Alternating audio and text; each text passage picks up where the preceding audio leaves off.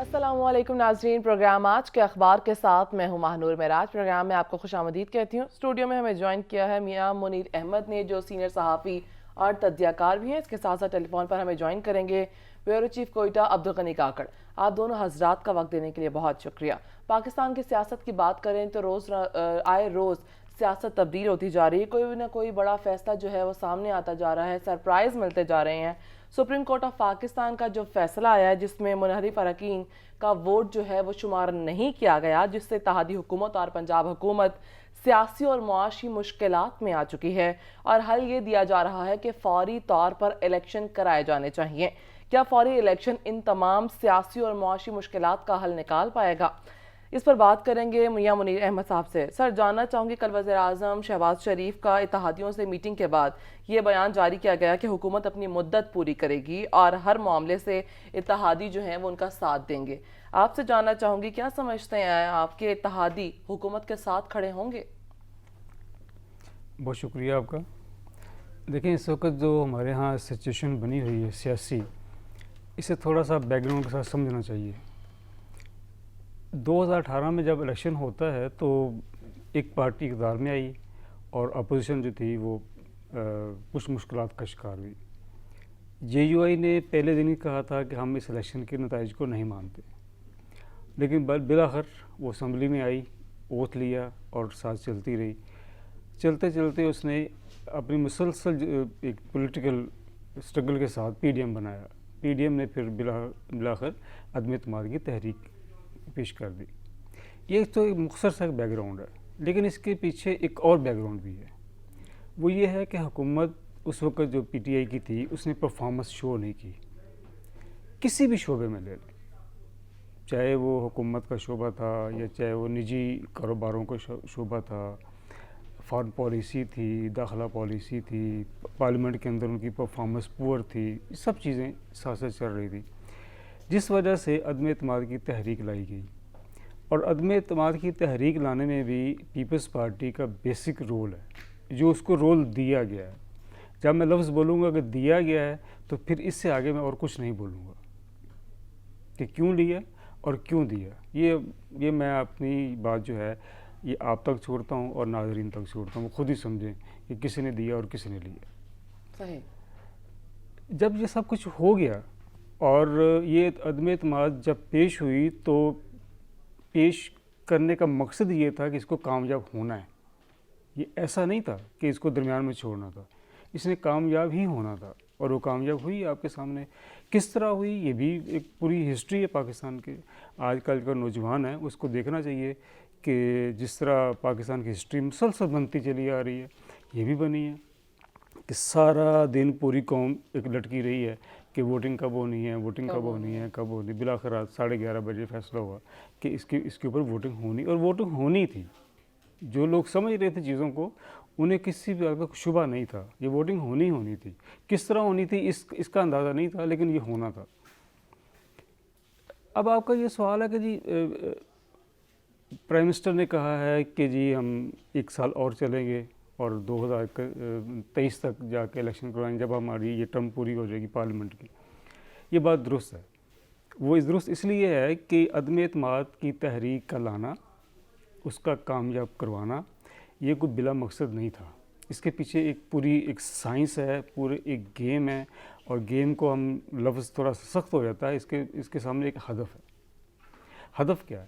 ہدف یہ ہے کہ پاکستان کو اپنے پاؤں پر کھڑا کیا جائے۔ پچھلی گورنمنٹ نے، میں اس کو زیادہ بلیم نہیں دوں گا، اپنی حد تک وہ کام کرتے رہے، ان سے چیزیں قابو نہیں آئیں، یہ الگ بات ہے، ان کو بلیم نہیں دوں گا، لیکن بالآخر ان کو بھی سوچنا چاہیے کہ اگر وہ پرفارم کر جاتے تو ان کے خلاف عدم اعتماد کی تحریک بھی نہ آتی۔ اگر وہ پرفارم کر جاتے تو یہ تحریک کامیاب بھی نہ ہوتی۔ اب ایشوز کیا ہیں؟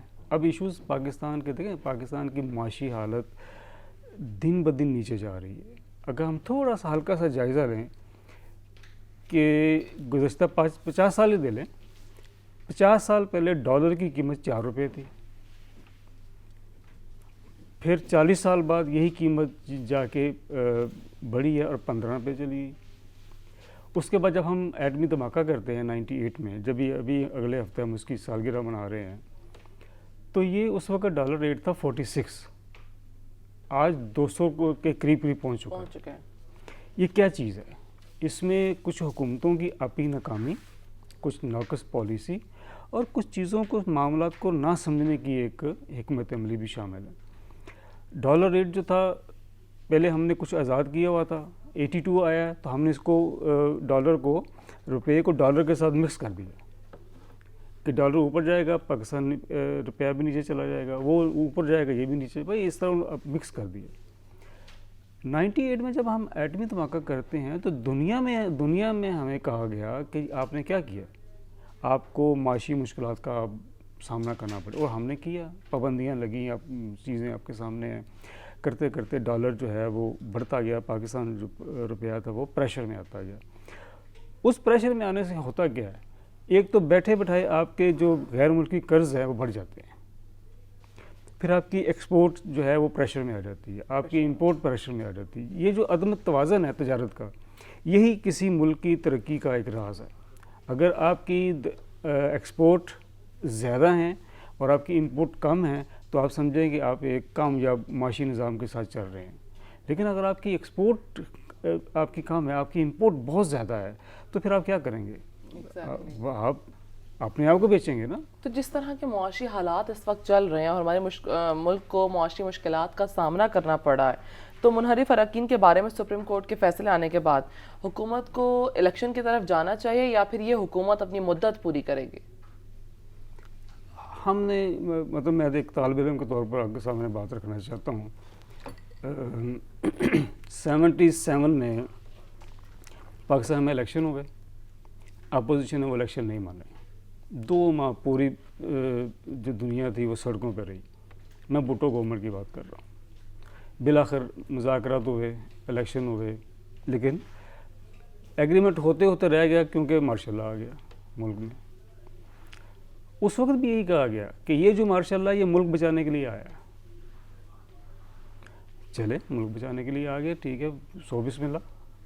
اس کے بعد پھر کیا ہوا؟ اس کے بعد پھر یہی ہوا کہ پھر جو گورنمنٹ آئی وہ بھی نکال دی گئی، اس لیے کہ جی ہم ملک بچانا چاہتے ہیں۔ پھر بینظیر بھٹو گورنمنٹ آتی ہے، وہ نکال دی گئی کہ جی ہم معیشت بچانا چاہتے ہیں۔ نواز شریف آتے ہیں، وہ بھی نکال دیے گئے، جی ہم ملک کی معیشت بچانا چاہتے ہیں۔ کوئی کسی حد تک ہمیں رکنا پڑے گا، جو تمام اس ملک کے سٹیک ہولڈرز ہیں، اس میں پارلیمنٹ ہے، اس میں عدلیہ ہے، اس میں مقننہ ہے، ان چیزوں کو کسی سے رکنا پڑے گا کسی جگہ، کہ آپ نے ایک حد مقرر کرنی ہے کہ یہ حد ہے بھائی، اس حد سے ہم نے کراس نہیں کرنا۔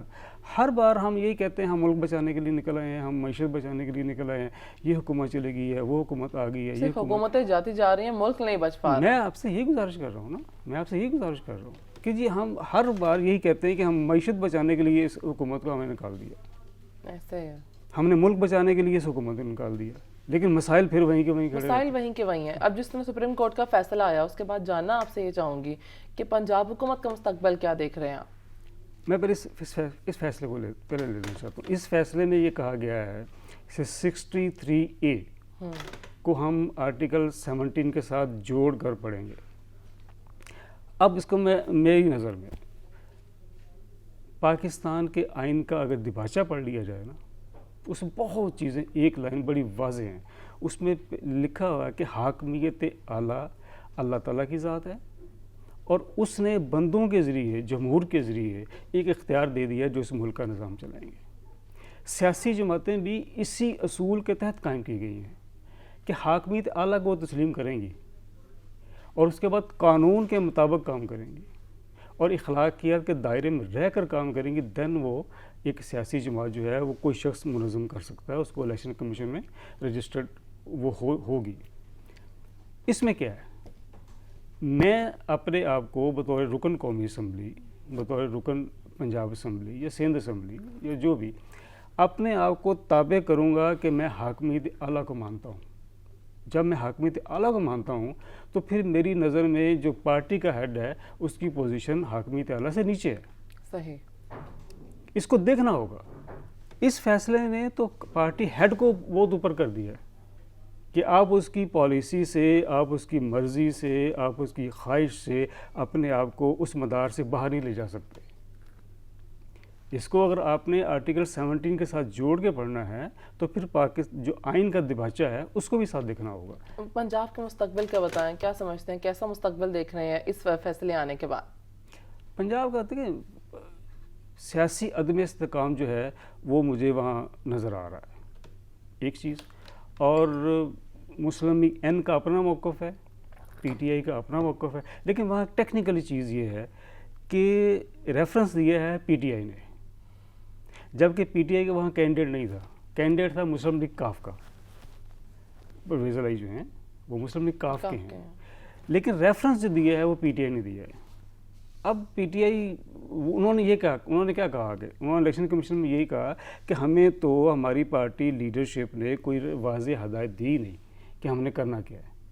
انہوں نے جو اپنا بیان دیا ہے، بیان جاری ہاں انہوں نے یہی کہا کہ جی ہمیں کوئی واضح ہدایت دی نہیں گئی، لہٰذا ہم نے جو اپنی جو اس وقت کی سچویشن تھی اس کے مطابق ہم نے فیصلہ کیا. اب دیکھتے ہیں کہ الیکشن کمیشن کیا فیصلہ کرتا ہے یا ان کا کیا فیوچر ہوتا ہے. ٹھیک ہے، تو وزیر اعظم شہباز شریف، وزیر اعلیٰ پنجاب حمزہ شہباز کو بچا پائیں گے اس فیصلے کے بعد؟ میں نے آپ سے گزارش کی نا کہ عدم استحکام میں دیکھ رہا ہوں، جو سیاسی لحاظ سے چیزیں مشکل جائیں گی. ایک پارٹی ہے، ایک فریق ہے، وہ اس فیصلے کو اپنے حق میں دیکھ رہا ہے. دوسرا فریق جو ہے وہ اس فیصلے کو، اس کی جو باریکیاں ہیں، قانونی پہلو ہیں، اس کے سہارے آگے بڑھنا چاہتا ہے. یہ ایک کشمکش ہے. اب دیکھتے ہیں کہ وہاں پہ کون زیادہ اس کو اپنے حق میں استعمال کرنے کی سکت رکھتا ہے. یہ چیزیں ہیں. چیئرمین تحریک انصاف کی بات کریں تو عمران خان صاحب بہت زیادہ جلسے جلوس کر رہے ہیں، آئے روز ان کے جلسے سامنے آ رہے ہیں. کل جمعے کو ملتان میں جلسہ ہے، اس کے بعد اسلام آباد کی طرف لانگ مارچ کی جو ہے وہ کال دی جا رہی ہے. لانگ مارچ حکومت کے لیے کس حد تک خطرناک ثابت ہو سکتا ہے؟ لانگ مارچ کی ایک ہسٹری ہے. لانگ مارچ کی کامیابی کا بھی ایک معیار ہے، اس کی ناکامی کا بھی ایک معیار ہے. کامیابی کا معیار تو یہ ہے کہ وہ آئے اور اپنے حق میں فیصلہ لے کے واپس چلا جائے. صحیح. یہ اس کی جو سیاسی لحاظ سے بات کر رہا ہوں کہ یہ اس کی کامیابی کا معیار. بینظیر بھٹو نے لانگ مارچ کیا، وہ فیصلہ لے کے واپس گئی تھی. نواز شریف نے لانگ مارچ کیا تھا جسٹس افتخار کی بحالی والا، وہ فیصلہ لے کے واپس گئے تھے. ابھی جو لانگ مارچ ہوا بلاول بھٹو کی لیڈرشپ میں، وہ عدم اعتماد لے کے رہے، اس کو کامیاب کر کے واپس گئے.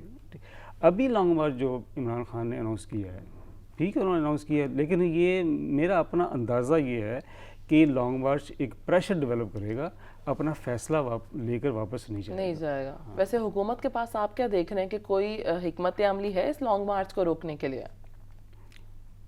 حکومت کے کسی بھی حکومت کے پاس حکمت عملی نہیں ہوتی. یہ واللہ عالم یہ بات جو ہے کسی کو پسند آئے یا ناپسند آئے، حکومتیں اس وقت حکمت عملی بنائیں گی جب وہ خود مختار ہو کر کام کریں گی. یہاں تو ہر حکومت نے اپنے بچاؤ کے لیے بھی اور اپنے آپ کو محفوظ رکھنے کے لیے کسی اور کی طرف دیکھا ہے. بالکل ایسا. اب جب ہم کسی اور کی طرف دیکھ رہے ہیں تو پھر کسی اور کا فیصلہ ہوگا نا کہ اس نے حکومت کو بچانا ہے یا لانگ مارچ کو کامیاب کرانا ہے. یہ جو تھوڑا سا باریک نقطہ ہے، حکومتوں کو کام کرنا دینا، اور حکومتوں کی بھی ذمہ داری ہے کہ وہ جو آئین نے ان کو دی ہوئی ہے، ایک اختیار دیا ہوا ہے، پارلیمنٹ کا رول ہے، مقننہ کا رول ہے، عدلیہ کا رول ہے، انتظامیہ کا رول ہے، ان کو اس رول کو آئین اور قانون کے دائرے میں اپنی ذات کو پیچھے کر کے. ایسا ہی ہے. اب ہوتا کیا ہے، جو بھی پرائم منسٹر بن جاتا ہے وہ کہتا ہے جی یہ پارلیمنٹ میری تابع ہو جائے، مقننہ میرے تابع ہو جائے، عدلیہ میرے تابع ہو جائے، نیب میرے تابع ہو جائے، ایف آئی اے میرے تابع ہو جائے. جس طرح میں چاہوں، جس طرح میں سمجھوں، جس طرح میں سوچوں، اس طرح ان کو سوچنا چاہیے، اس طرح ان کو کرنا چاہیے. مسائل یہاں پیدا ہوتے ہیں. ٹھیک ہے. جس دن جس بھی حکمران نے اپنے آپ کو قانون کے تابع کر دیا، اور پھر چیزیں آگے بہتری کی طرف جانا بھی شروع ہو جائیں گی. جاننا آپ سے چاہوں گی منیر صاحب کہ اس لانگ مارچ سے فوری الیکشن کس حد تک ممکن ہے، اور دوسری بات یہ کہ اگر دیکھا جائے تو الیکشن کمیشن نے وقت سے پہلے الیکشن کو ناممکن قرار دیا. سپریم کورٹ نے بھی پوچھا تھا جب یہ چیزیں وہاں ڈسکس ہو رہی تھیں، انہوں نے پوچھا تھا، انہوں نے چیف الیکشن کمشنر کو بلایا تھا، پوچھا تھا کہ بتائیں آپ کی اوپینین کیا ہے. انہوں نے اوپینین دی تھی, انہوں نے 6-7 ماہ مانگے تھے کہ حلقہ بندیاں کرنی ہیں اور کوئی ایشوز چیزیں ہیں. ابھی بھی الیکشن کمیشن یہ کہہ رہا ہے کہ ہم اگست میں جا کے یا ستمبر میں جا کے کس حلقہ بندیاں کرنے کے قابل ہو جائیں گے. صحیح. حلقہ بندیاں کرنے کے بعد پھر حلقہ بندیوں پر اعتراض آئے گا, اپیلیں آئیں گی کہ جی حلقہ درست نہیں ہے, اس کی حلقہ بندی اس طرح کرے, اس میں 1 مہینہ لگ جاتا ہے. اس کے بعد جا کے پھر چیزیں جو ہیں وہ سموتھ ہونا شروع ہوں گی. میرا اپنا اندازہ یہ ہے کہ اگر بہت جلدی بھی الیکشن آیا اس ملک میں, اکتوبر سے پہلے نہیں ہے, لیکن جو میرا یہ لیکن تھوڑا سا آگے بڑھوں تو یہ اگلے سال مارچ اپریل میں الیکشن میں دیکھ رہا ہوں. صحیح ہے, آپ اگلے سال مارچ اپریل میں جو ہے وہ الیکشن دیکھ رہے ہیں. ٹھیک ہے منیر صاحب, ساتھ ہی رہے گا یہاں پر وقت تو ایک بریک کا, ساتھ رہیے گا. ویلکم بیک ناظرین, ہمارے ساتھ منیر اکرم صاحب موجود ہیں. منیر صاحب, آپ سے جاننا چاہوں گی, اگر مہنگائی کی بات کریں تو حکومت مہنگائی کو کنٹرول کرنے میں مسلسل ناکام دکھائی دے رہی ہے. ڈالر کی بات کریں, ڈالر 200 تک پہنچ چکا ہے اس وقت. آپ کی کیا رائے ہے, حکومت میں معاشی چیلنجز کو کنٹرول کر پائے گی؟ آپ نے 2 ایشوز چھیڑے ہیں, ایک مہنگائی کا چھیڑا ہے اور دوسرا ملکی معیشت کا چھیڑا ہے, اور تیسرا آپ نے یہ ساز چھیڑا ہے کہ حکومت اس کو حل کر پائے گی نہیں پائے گی. دیکھیں, حکومت کا مجھے آپ اس طرح ہلکا سے کہیں آپ کو حکومت نظر آ رہی, سڑکوں پہ کوئی حکومت نظر نہیں آ رہی. بالکل. کسی دفتر میں چلے جائیں کوئی حکومت نظر نہیں آ رہی, مارکیٹوں میں چلے جائیں کوئی حکومت نظر نہیں آ رہی, حتیٰ کہ کورٹس میں چلے جائیں, جو متحد عدالتیں ہیں, وہاں جو ایشوز ہیں, وہاں جو مسائل ہیں, کہیں حکومت نظر آ رہی ہے, کہیں حکومت نظر نہیں آ رہی.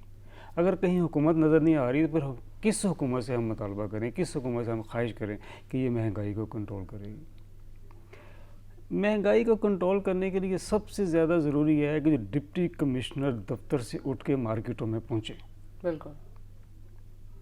جب تک ڈپٹی کمشنر ضلعوں میں اپنے دفتروں میں بیٹھے رہیں گے, مہنگائی کنٹرول نہیں ہوگی. مہنگائی کنٹرول نہیں. اور دوسری بات, جو پرائس کنٹرول کمیٹیز ہیں, اس میں تاجروں کی شمولیت جو ہے, اس کا کیا مقصد ہے؟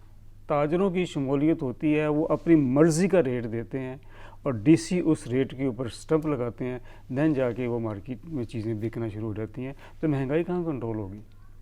اس حکومت کی اگر بات کریں منیر صاحب, تو اس حکومت کے پاس واضح ایک ہی بیانیہ تھا مہنگائی مکاؤ مارچ کا, ٹھیک ہے, جو تقریباً ناکام دکھائی دے رہا ہے. عوام بھی عمران خان کے ساتھ جو ہے وہ کھڑی نظر آ رہی ہے اور عمران خان کے ساتھ سڑکوں پر نظر آ رہی ہے. موجودہ گورنمنٹ کو کس طرح کی اسٹریٹجی اپنانی چاہیے اس طرح کی ناکامیوں کا جو ہے مقابلہ کرنے کے لیے؟ دیکھیں, یہ جو حکومت ہے یہ مہنگائی ختم کرنے کے لیے نہیں آئی. یہ حکومت ایک پہلے سے چلنے والی حکومت کو ہٹانے کے لیے آئی تھی, بس اقتدار سنبھالنے آئی ہے, بس اس سے زیادہ نہیں. اب اس کو کام کرنا پڑے گا, کام کرنا پڑ رہا ہے یا کام کرنا پڑے گا تاکہ لوگوں کو کچھ دکھا سکے. اس سے زیادہ اس حکومت کے آنے کا مقصد میری سمجھ میں نہیں آ رہا. صحیح, ٹھیک ہے. عبدالغنی کاکڑ بیورو چیف کوئٹہ بھی ہمیں جوائن کر چکے ہیں. وفاق اور پنجاب کی بات کریں تو اگر اس سے ہٹ کر ہم آگے جاتے ہیں تو بلوچستان حکومت کی, تو بلوچستان حکومت کے اندر بھی سیاسی حالات بہت کشیدہ نظر آ رہے ہیں. 10 ماہ کے اندر دوسری مرتبہ وزیر اعلیٰ کے خلاف عدم اعتماد جمع کرائی گئی ہے. عبدالغنی کاکڑ, جاننا چاہوں گے کیا رائے ہے آپ کی اس پر؟ دیکھیں مانور, یہ معاملہ تو بلوچستان میں جو یہ سیاسی ہلچل ہے کافی عرصے سے یہ دیکھنے میں آ رہی تھی, لیکن کل اس سیاسی بحران کو ایک نتیجہ خیز مرحلے میں داخل کرتے ہوئے جو ناراض اراکین تھے بلوچستان کی صوبائی اسمبلی میں, انہوں نے ایک بار پھر قدوس پسندوں جو کہ وزیر اعلیٰ بلوچستان ہے اور ان کا بھی تعلق اس وقت بلوچستان عوامی پارٹی سے ہے, یہ جو تحریک جمع کی ہوئی ہے, اس کو ان کے جو مرکزی کردار ہیں وہ بھی سابق وزیر اعلیٰ جم کمال ہیں, کیونکہ وہ صدر ہیں اسی جماعت کے, اور اس وقت بلوچستان کی جو مخلوط حکومت ہے اس میں مرکزی کردار اسی جماعت کا ہے. تو یہ جو تحریک ہے یہ بظاہر لگ تو یہ رہا ہے کہ یہ بھی ایک انتخابی کارروائی ہی ہے, اور ڈیلیور کرنے کی اگر بات ہے تو وہ کام جو جام کمال اپنے دور میں نہیں کر سکے, تو یہ تو ممکن نہیں ہے کہ اس 6 سے 5 ماہ کی مدت میں یہ ہو سکے اس حکومت کی. تو اب یہ الزامات تو سامنے آ رہے ہیں کہ موجودہ جو مخلوط حکومت ہے بلوچستان کی وہ ڈیلیور نہیں کر رہی تھی، اسی لیے ان کے خلاف اب ایک بار پھر یہ تحریک لائی جا رہی ہے. لیکن اس کے جو پس پردہ محرکات ہیں ان کا اگر جائزہ لیا جائے تو صورتحال یہ ہے کہ اس وقت بلوچستان میں دو مختلف دھڑے ایسے ہیں جو ذاتی مفادات کے لیے اس وقت یہ تمام کوششیں کر رہے ہیں. ایک دھڑا تو وہ ہے جو کہ سردار یار محمد رند کی قیادت میں اپنے لیے کام کر رہا ہے، چونکہ بلوچستان میں پی ٹی آئی کی جو قیادت تھی وہ پہلے ہی صوبائی حکومت سے ناراض دکھائی دے رہی تھی، اور آپ نے دیکھا پچھلے دنوں ایسے کئی بیانات سامنے آئے جس میں کچھ تحفظات بھی سامنے لائے گئے. اور جب عمران خان اقتدار میں تھے ان دنوں میں بھی یار محمد رند کئی گلے شکوے کرتے ہوئے دکھائی دیے، لیکن جب ان کے علاقے میں آپ کو یاد ہوگا کچھ عرصہ پہلے ایک واقعہ پیش آیا تھا جس میں کچھ مقامی لوگوں کو قتل کیا گیا تھا، تو اس قتل کے کیس میں جو ملزمان تھے یا جو ملوث تھے ان میں بلوچستان عوامی پارٹی کے کچھ سینئر لوگوں کو بھی نامزد کیا گیا تھا، لیکن ان کے خلاف کارروائی نہیں کی جا رہی تھی. یار محمد رند کا یہ موقف تھا کہ بلوچستان کے حکومت کے اندر جو لوگ ہیں وہ ان قاتلوں کو سپورٹ کر رہے ہیں، اور براہ راست یہ الزام ڈپٹی اسپیکر جو قومی اسمبلی تھے قاسم سوری ان پر بھی عائد کیا، اور اسی طرح کچھ دیگر لوگ بھی تھے جن کے خلاف یہ حکمت عملی سامنے آئی، لیکن اس پر کوئی رد عمل دیکھنے میں نہیں آیا. تو اسی تناظر میں پھر یہ تحریک دوبارہ بنی، اور آپ نے دیکھا کہ جب جام کمال نے کچھ یوم قبل اسلام آباد میں ایک اجلاس کی صدارت کی تو اس میں بھی باقاعدہ اس زاویے سے ایک تحریک تیار کرنے کے لیے حکمت عملی مرتب کی گئی تھی. تو اس وقت بلوچستان میں یہ جو تحریک ہے اس کو اب ظاہر کل یہ تحریک پیش تو کی گئی ہے، لیکن دعویٰ یہ تو سامنے آیا ہے کہ شاید جو نمبر ہیں وہ پورے ہیں، اور اگر یہ تحریک پیش ہوتی ہے تو اسے کامیاب بھی کیا جا سکتا ہے. لیکن دوسری طرف اس وقت صوبائی جو حکومت ہے، جو اتحادی جماعتیں ہیں سوائے عوامی نیشنل پارٹی کی، اور ایک دو جماعتیں ان کی کچھ رہنما ہیں جو کہ اس وقت جام کمال کو سپورٹ کر رہے ہیں، باقی اتحادی جماعتیں بدستور اس وقت بھی قدس پسندوں کے ساتھ ہیں. اور یوں محسوس ہوتا ہے کہ اگر صورتحال اسی طرح رہتی ہے تو شاید جو قدس پسندوں کا اس حوالے سے دعویٰ سامنے آیا ہے وہ ضلع بلوچستان کا کہ وہ اس تحریک کو ناکام بنائیں گے، شاید وہ کسی حد تک درست ہوگا. صحیح، ٹھیک ہے. منیر صاحب آپ سے اسی پر جاننا چاہوں گی، دوسری دفعہ عدم اعتماد کی تحریک جمع کرائی گئی ہے، انتقامی کارروائی کے بعد جس طرح عبدالغنی کاکڑ کر رہے ہیں، آپ کے کیا موقف ہے اس کے اوپر؟ دیکھیں جو بلوچستان کی جو اسمبلی ہے یا بلوچستان کا جو معاشرہ ہے وہ تمام دیگر صوبوں سے بہت مختلف ہے. وہاں پر سب سے پہلے قبائل ہیں، ہر قبائل کی اپنی ایک اہمیت ہے، اور قبائل کے لوگ مل کر ہی اسمبلی میں آتے ہیں اور اس کے بعد حکومت بناتے ہیں. ایک چیز. دوسری چیز یہ کہ وہاں کا جو مزاج جو ہے وہ تھوڑا سا عدم برداشت جو ہے وہ مختصر مدت کے لیے ہے. ایک دوسرے سے محبت بھی کرتے ہیں تو بہت مختصر مدت کے لیے کرتے ہیں، اور پھر وہی محبت نفرت میں تبدیل ہوتی ہے تو وہ بھی پھر دوبارہ ٹرن کر کے محبت میں آ جاتی ہے. صحیح. اب وہاں جو بیسک وہاں ایشوز کیا ہیں وہ یہ ہیں کہ ایک قبیلہ دوسرے قبیلے کی اہمیت کو یا تو تسلیم کرتا ہے یا تسلیم نہیں کرتا. صحیح. لیکن تسلیم کرنے اور نہ کرنے کا جو وقت ہے وہ بہت متعین نہیں ہے، وہ کسی وقت بھی آپ کا مزاج جو ہے وہ بدل سکتا ہے. بلوچستان میں آج سے نہیں ہے، یہ عرصے سے یہ چیزیں چل رہی ہیں. یہ پہلے سندھ میں ہوتا تھا، سندھ میں کوئی 1.5 سال بعد حکومت چینج ہو جاتی تھی، لیکن اب یہ سلسلہ بلوچستان میں ہے. ابھی دیکھیں نا بزنجو صاحب آئے ہیں، اس سے پہلے جام کمال تھے، اس کے بعد دوسرے تھے. ہر وہ قبیلہ یہ سمجھتا ہے کہ میں پاور میں رہنا چاہتا ہوں، اس کے لیے کیا کرنا ہے وہ اخلاقیات کی بات نہیں مان. وہ اخلاقیات کہتے ہیں نہیں، اخلاقیات یہ ہے کہ میرا جو قبیلہ ہے وہ اوپر ہونا چاہیے، بس یہ اخلاقیات ہے ان کی. یہ چونکہ وہ ایک حساس صوبہ ہے اور وہاں کے متعلق بات کرتے ہوئے تھوڑا سا احتیاط بھی کرنی چاہیے. بالکل ٹھیک ہے. اور ہم احتیاط ہی کرتے ہوئے یہ بات کرنا چاہتے ہیں کہ اگر کسی نے عام آدمی کی فلاح و بہبود کے لیے اسمبلی میں آنے کا فیصلہ کیا ہے تو پھر اسی کو مد نظر رکھنا چاہیے. آپ بائی روڈ اگر کوئٹہ جائیں اور کچھ جانے کا اتفاق ہو، جو ہی آپ یوب داخل ہوتے ہیں کوئٹہ تک، آپ کو میلوں میل تک سڑک کے اوپر کوئی مسافر خانہ نظر نہیں آتا.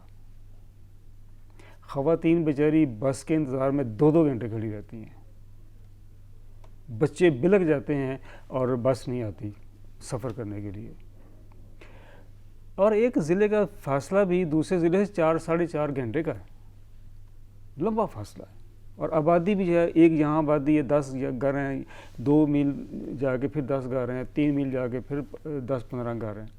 لوگوں کا معاش کیا ہے؟ بکریاں، بھیڑ پالنا، زراعت، ٹھیک ہے۔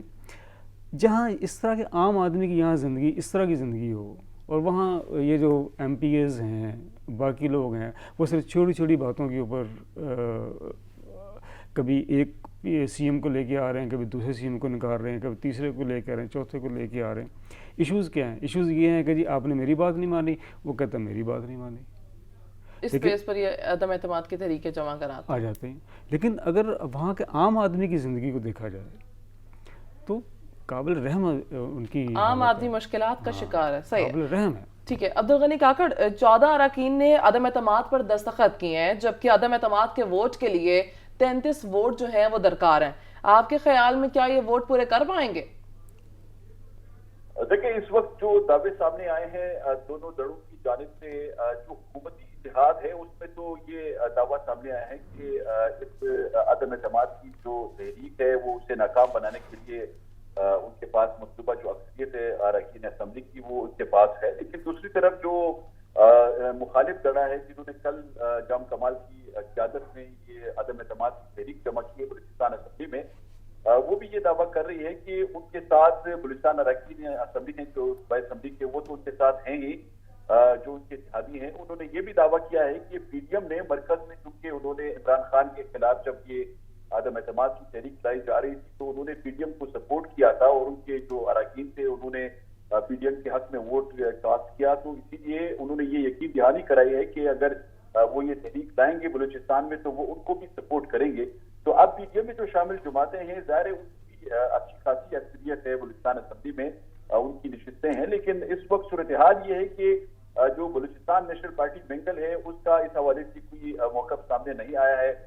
کل ہماری جب بات ہوئی جمعیت علماء اسلام کی مقامی قیادت سے، تو انہوں نے بھی یہ کہا کہ ہم سے اس تحریک کے حوالے سے کسی نے رابطہ نہیں کیا ہے، جو لوگ اس تحریک کا حصہ ہیں یا جن لوگوں کو اس تحریک کا حصہ بنایا گیا ہے ان کے جو نام سامنے آئے ہیں ان میں تو اکثریت وہ لوگ ہیں جو کہ سابقہ دور میں جام کمال کے وہ حمایتی تھے، لیکن پھر رات کو جب جام کمال کے اس انیشیٹو کے بعد یہاں پہ جو نے کچھ وزراء کو فارغ کیا ہے کیبنٹ سے، ان پہ الزام یہی تھا کہ انہوں نے قواعد و ضوابط کی خلاف ورزی کی ہے، لیکن اب صورتحال جو سامنے آئی ہے وہ یہ ہے کہ جو حکومتی اراکین ہیں ان کی تعداد بظاہر مجھے لگ رہا ہے کہ وہ شاید جو مخالف دڑا ہے ان سے زیادہ ہوگی، کیونکہ جو ہزارہ ڈیموکریٹک پارٹی ہے انہوں نے بھی کل اس تحریک سے علیحدگی کا ایک وہ موقع رکھا سامنے، تو اب کوششیں جاری ہیں اور مختلف جو ان کے اتحادی جماعتیں ہیں ان کے رہنماؤں سے یہاں پہ اس وقت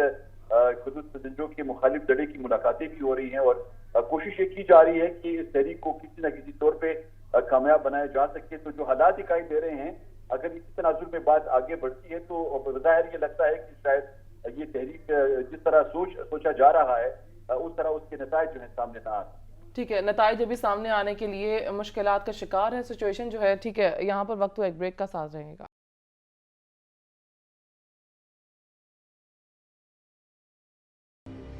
ویلکم بیک ناظرین۔ منیر صاحب آپ سے جاننا چاہوں گے، جس طرح ابھی عبدالغنی کاکڑ بتا رہے تھے کہ 14 اراکین کے نام جو ہیں انہوں نے دستخط کر دیے ہیں، آپ کی رائے کیا ہے کہ 33 ووٹ پورے ہو جائیں گے؟ دیکھیے بہت سمپل سی بات ہے، اگر وہ ہمارے ساتھ لائن میں موجود ہیں تو مجھے آپ الاؤ کریں، میں نے ان سے چھوٹا سوال پوچھنا ہے۔ جی سر پوچھیں۔ یہ تھوڑا سا فرمائے غنی صاحب کہ پچھلی مرتبہ سردار رند صاحب نے کہا تھا کہ جو عدم اعتماد آئی ہے اس میں 300 کروڑ کا انہوں نے ایک ذکر کیا تھا، اور یہ بھی کہا تھا کہ وفاقی حکومت اس کی تحقیقات کرے، تو کیا آپ سمجھتے ہیں کہ ابھی بھی کوئی اس طرح کا معاملہ ہے، اور اس کی تحقیقات ہوئی تھی نہیں ہوئی تھی تو کیا اس کا رزلٹ آیا تھا؟ کچھ چیز ہمیں آپ بتا پائیں گے؟ دیکھیں صورتحال یہ ہے کہ اس طرح کے دعوے تو بہت سامنے آئے، لیکن کل جب یار محمد ریز کی تحریک کو جمع کرنے کے بعد میڈیا سے گفتگو ہو رہی تھی، اس وقت سے یہ سوال پوچھا گیا تھا کہ آپ نے کچھ الزامات لگائے تھے जाम कमाल के खिलाफ कि उनके दौर हुकूमत में करप्शन भी है और यहाँ पे कौमी खजाने को नुकसान पहुंचाया गया है। तो उन्होंने कैटेगोरिकली उसका इनकार किया कि उन्होंने इस करप्शन की कोई इल्जाम नहीं लगाए हैं और उन्होंने ऐसी कोई बात नहीं की है। उन्होंने सिर्फ ये कहा कि उनके दौर में कुछ शिकायत थी हमारी, जिस पे अमल दरामद नहीं किया गया, उनको एड्रेस नहीं किया गया, इसीलिए वो उस हवाले से अपने जो तहफ़्फ़ुज़ात है वो इज़हार करते रहे हैं। तो दूसरी तरफ ये जो यार मोहम्मद रिज साहब है, इनके बारे में तो शायद आपने पहले भी देखा होगा, इन्होंने ऐसे कई इल्ज़ाम पहले भी आयद किए हैं जिससे वो फिर खुद मुकरते रहे हैं।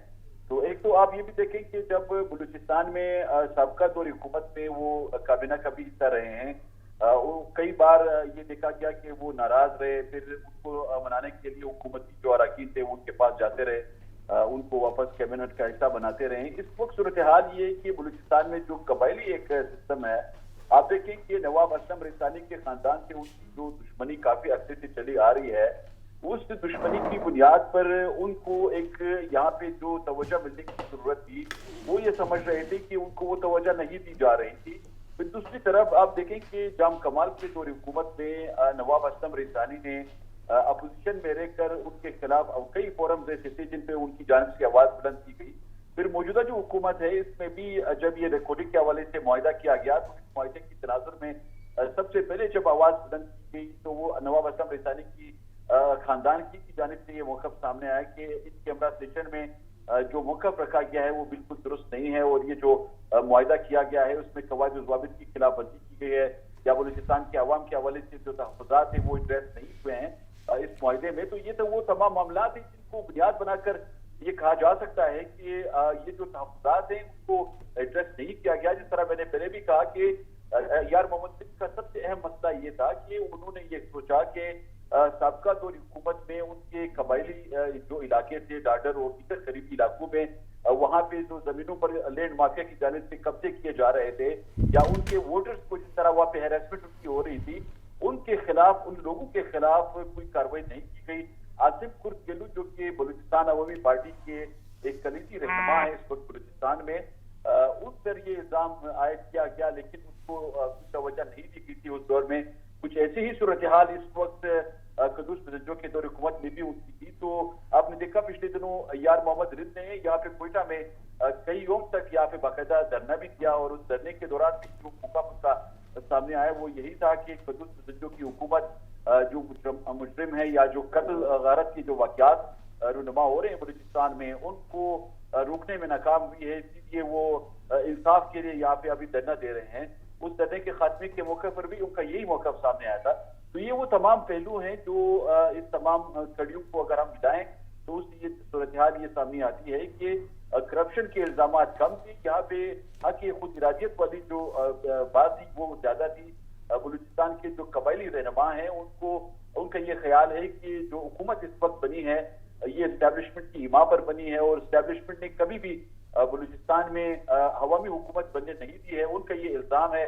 इसीलिए जब भी हुकूमत बनती है, आपने देखा बलूचिस्तान में हमेशा से ही मखलूत हुकूमत बनी है और मखलूत हुकूमत जब भी बनती है वो कमजोरी रहती है और उसमें जो मफादात हैं वो अक्सर औकात जो सर्विसेज डिलीवरी की बात होती है उस पर वो हावी रहते हैं। ठीक है अब्दुल गनी, आपसे ये जानना चाहूंगी कि जिस तरह जाम कमाल अभी कल कॉन्फ्रेंस में कह रहे थे कि 14 के दस्तखत हो चुके हैं 14 अरकान के और 17 के दरकार हैं 33 पूरे करने के लिए, तो 17 तो बहुत बड़ा हदफ है।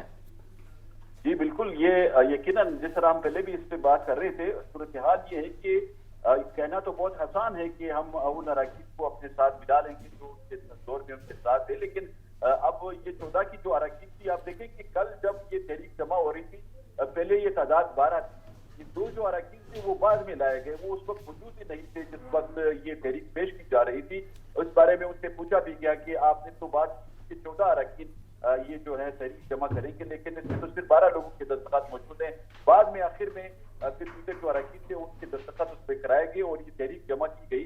तो इस वक्त चूंकि मैंने आपको कहा कि जब जमात उलमा इस्लाम की जो अरकान असम्बली हैं वो इससे फिलहाल ये मौक़िफ़ उनका वाज़ेह नहीं है कि वो आया जाम कमाल को सपोर्ट करेंगे या नहीं करेंगे, क्योंकि आपने देखा पिछले दौर हुकूमत में जब जाम कमाल वज़ीर आला थे तो उनके हटाने में मरकजी किरदार जमात उलमा इस्लाम का भी था और उस तहरीक में वो फाल किरदार अदा कर रहे थे।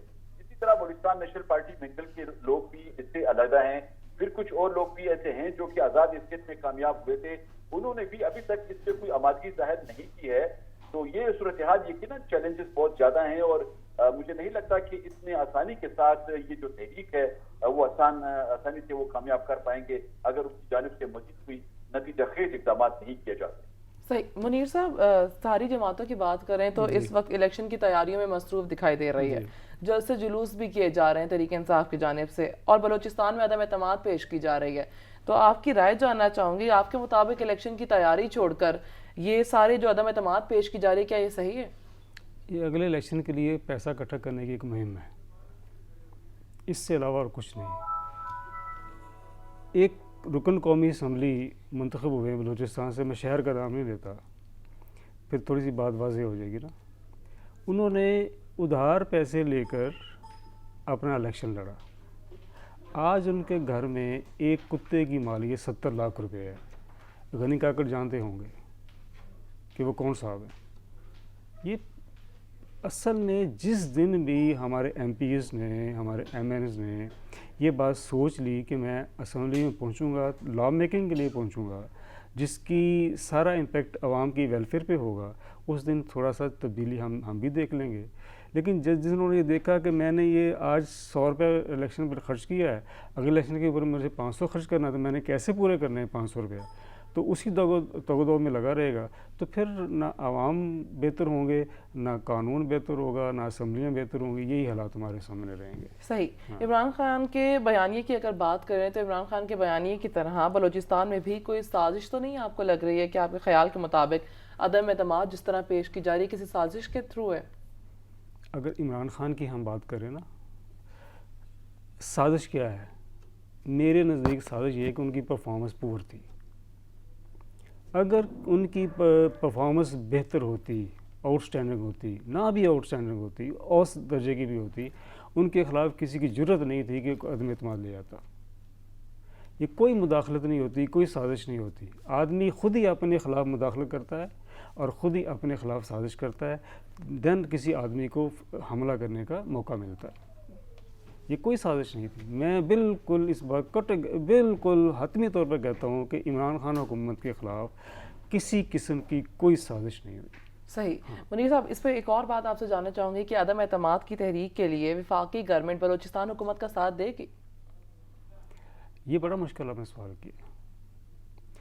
خواہش تو ان کی یہ ہوگی کہ اگلی جو اسمبلی ہے, چاہے چھوٹے عرصے کے لیے ہے, ان کا اپنا ہی وزیر اعلیٰ ہوگا وہاں پہ. خواہش تو ان کی ہو سکتی ہے. صحیح. لیکن بہت ساری خواہشیں ایسی ہیں کہ ہر خواہش پہ دم نکلتا ہے, اور دیکھتے ہیں اب کیا ہوتا ہے. لیکن میرا اپنا اندازہ ہے, جو اپنے مشکل میں پھنسے ہوئے ہیں, اپنے کنویں سے باہر نکل نہیں رہے, وہ کسی اور کنویں میں کیسے چھلانگ مار سکتی ہیں وفاقی حکومت. صحیح. ٹھیک ہے منیر صاحب, پروگرام کا ٹائم ختم ہونے والا, تو آپ سے ایک اہم سوال کرنا چاہوں گی کہ وزیر خارجہ بلاول بھٹو زرداری اہم دورے پر امریکہ پہنچ چکے ہیں, اور آپ سے جاننا چاہوں گی کہ کیا پاک امریکہ تعلقات پر پڑی برف پگھلنے والی ہے؟ دیکھیں, بہت شارٹ ٹائم میں آپ کو سمجھانا چاہوں گا میں بات. وہاں دو حکومتیں ہیں, دو پارٹی ہے, ایک ٹرمپ کی پارٹی تھی, ایک بائیڈن کی پارٹی تھی.